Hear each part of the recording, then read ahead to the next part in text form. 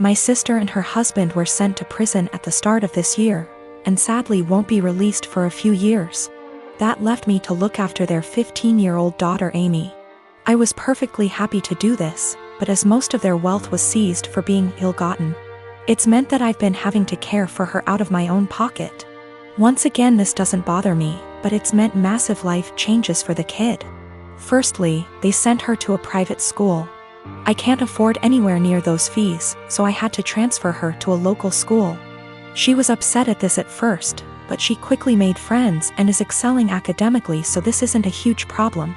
She's been off school for the last few months anyway due to the situation. A bigger problem is clothing. Like my sister, Amy loves fashion and designer stuff. She's still got a lot of stuff that her parents got her, but she's always on the lookout for new clothes. Unfortunately, I can't afford anywhere near the sort of stuff she likes. And I also have 2 children of my own whose clothing I have to pay for. I have told my sister this, but she insists I should make allowances because her daughter is going through a tough time. Amy also really doesn't get along with my daughter Hannah, who is 11. She bullies her, calls her stupid and ugly, tells her none of her friends really like her, etc.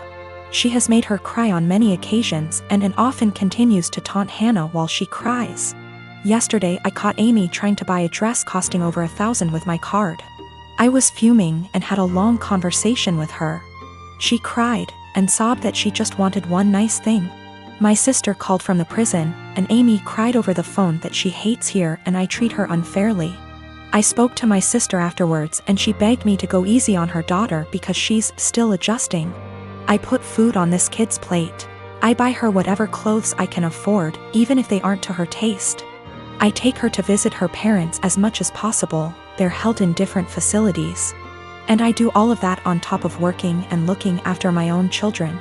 I told my sister that I was willing to look after her daughter for as long as she needs. But if anything like the card incident happens again, or if she continues to pick on my daughter, there will be serious consequences for her. My sister wanted to argue, but they get limited time on the prison phone. I think what I'm doing is right. I get that the kid is going through a tough time, and I'm doing everything I can to be there for her. But I can't just tolerate bad behavior or bullying, and I can't afford to pay for her expensive clothing. The fact that she's struggling to deal with what happened to her parents doesn't change that. My sister and her husband have been struggling with infertility since they got married 12 years ago. They've tried absolutely everything, from medical to spiritual, but unfortunately, nothing works. Now that she's approaching late 30s, they're starting to look into adoption, but it's also been a slow going. Since their financial condition isn't exactly stable from multiple rounds of fertility treatments they went through. I can only imagine the struggle, and I sympathize with her. But the stress this situation is bringing her and her husband honestly puts a strain on our relationship. My husband and I lost our best friends, Mason and his wife, Kate, 2 weeks ago in a horrible car accident. They left behind their son Pete, who isn't even 2 yet. It was so sudden and so heart-wrenching. We're still grieving, which lowers out contact with a lot of people, including my sister and Bill. Our main concern right now is ourselves and Pete, whose custody has come to us because we're both his godparents, actively engaged in Pete's life since his birth. And because Mason and Kate have neither left a will nor have immediate living relatives who can take him in. We've decided to adopt Pete as soon as we can stomach the process. My husband and I never planned on having kids, and even if we did, this is absolutely not the way we want to go about it. The situation is far from ideal, but we're starting the adoption process yesterday, for Pete's safety if nothing else. We broke the news to our extended families and friends, letting them know that my husband and I won't be very available for a little longer because of this. I know my sister and brother-in-law will have something to say about this. I'm prepared for a few heated text messages or voicemails. However, I didn't expect them to turn up on our doorstep, crying about how unfair it is that we were given everything they wanted, and how we didn't deserve to be parents because we didn't go through what they had to. I've never seen my husband so angry before. He's usually very mild and gentle, but recent events have stretched our patience to the limits.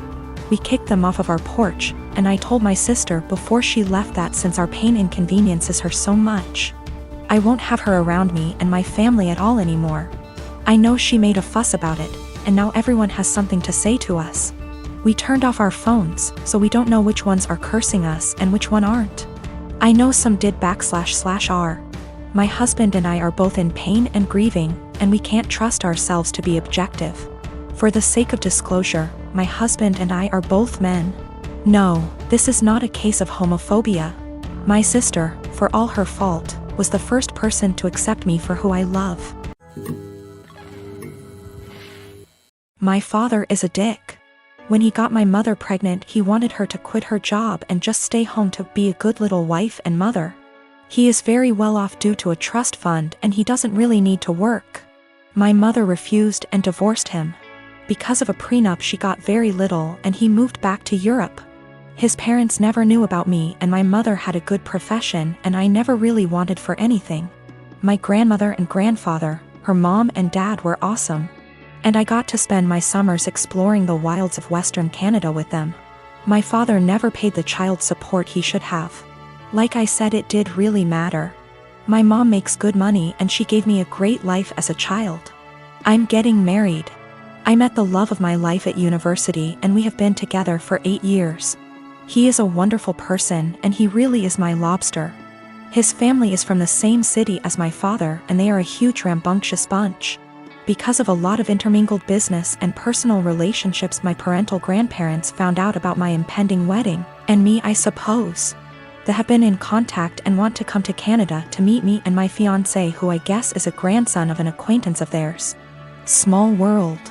When they found out that my father had basically abandoned me to fend for myself in this world, this is honestly how they see it. They were pissed, to say the least. It is very funny because we are decidedly upper middle class here. So long story short, they had their lawyer calculate the amount of child support my father should have paid with interest, and the cost of my post-secondary education. They then gave my this as a gift. What I didn't know was that it came out of my father's yearly draw on his trust fund. He is furious because it is obviously a sizable amount and it will very much affect his finances for at least the next 2 years. He may need to, get a job. He has been contacting me and telling me that his current wife and children will be negatively affected if I don't give him back this money. I don't really need it. And I guess I am entitled to it, and I am getting a trust fund now as well. But I really want to pay off any debt my mother may have and make sure that when she retires she can do whatever suits her fancy. I'm not giving it back. My half-siblings will not really be affected. They have trust funds set up already and their tuitions and fees and stuff are covered. My grandparents' family sets these up when a kid is born. One of the reasons my father is upset is because since he didn't bother to tell his parents about me, they did not set this up. They have since taken a good chunk of his trust fund and used it to set mine up. Realistically, the principal being separated 28 years ago would have left him in the exact same position. My mom was working on getting her PhD so she could help kids with a certain condition. That is what he wanted her to walk away from. My grandparents have sent me pictures of my family there. The coolest thing is that my grandfather looks like the granddad from The Parent Trap. My mom never remarried, but she has had a special friend since I was 5. He is amazing and taught me to swear in Colombian Spanish. I had lunch with my mom. Apparently she has no debt. Like at all. I guess she did literally write the book about the treatment for the kids she works with. She does okay for herself. I never really thought about it. We decided that what would be best is to set up a scholarship for people who want to go into her field of study. Since I am now a trustafarian, I can afford to do this. I am, however, going to book her and her friend a trip for after my wedding. And I am going to go pay off my car. My half-brother has posted about this. He has a slightly different viewpoint than myself. He is not in any way coming after myself or my mother. He is a young man who is disillusioned with his father. My 7-year-old daughter's doing virtual school in our living room recently.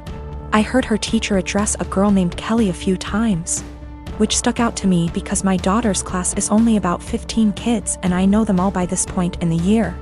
A couple times more and I realized she was calling my daughter Kelly. My daughter's name is Keely, pronounced Keely. So after school was over, I asked her if that had been happening all year in this teacher's class, and she said it had, and it really annoyed her. I asked her why she hadn't corrected the teacher if it annoyed her so much, and she said she had repeatedly at the beginning of the year, but the teacher kept calling her Kelly, so eventually she gave up on reminding her. I sent the teacher a quick email explaining the misunderstanding but got no response. This teacher teaches a special subject, think music, gym, art, or language, not just one grade level. So my daughter will be in her classes for the next several years, so we couldn't just wait it out. And how moments like these are handled now will set the stage for how my kid deals with similar situations on her own in the working world. I encouraged my daughter to come to class early or stay later again, thinking maybe she hadn't heard or understood her last time. So a quiet one-on-one would be better. She got to the class early and she told her very politely that her name was Keely like really, instead of Kelly like jelly. And that people often get it confused, so she just wanted to clarify. So class starts and sure enough she gets called Kelly again almost immediately. So there's only so much self-advocation a 7-year-old can be expected to do. I just walked over and said, "Hi, this is Keely's dad. Hers name not Kelly. It's Keely." A few hours later I had an email in my inbox inviting my wife and I to a parent-teacher conference with the vice principal. The long and short of the meeting ended up being the school feels that while the teacher probably should have learned her name, that the real problem is she feels I challenged her authority by correcting her in class, and that the names were similar enough for it to not have warranted such drastic action. That surprised me. I couldn't believe a meeting was necessary, let alone that it cast blame on us. I can't tell if I'm being that annoying, my kid matters most parent that my grandmother the school teacher always complained about, or if the teacher should just learn her damn name, because that's a basic part of her job.